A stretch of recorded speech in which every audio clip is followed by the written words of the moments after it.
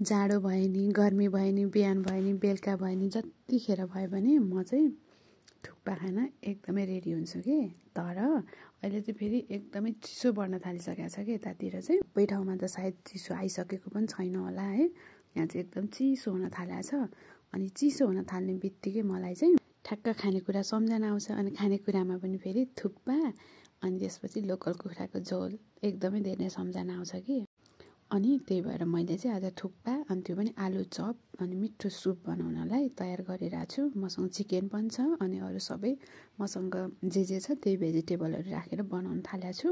चिकनलाई चाहिँ मैले पहिले फ्राई गरेर छुट्टै राखेको छु कि पछि सर्भ गर्ने बेलामा माथिबाट राख्ने भनेर। अनि आलु चप चाहिँ यता बन्दैछ अनि मनपर्ने खानेकुरा बनाउन चाहिँ म एकदम एक्साइटेड हुन्छु क्या किनभने एकदम मनदेखि नै जोस जाँगर चलेर आउँछ नि त। अनि यता सुप पनि मैले सबै थोक हालेर बुटभाट पारिसकेको थिएँ अनि यता चप त झन् दामी बनिरहेछ क्या लुक्स पनि यस्तो दामी बनाएको छ टेस्ट वाइज पनि एकदम बबाल नै थियो एकदम मिठो भएको थियो। अनि मैले चाहिँ बाहिर ल्याएर खाने निर्णय गरेँ।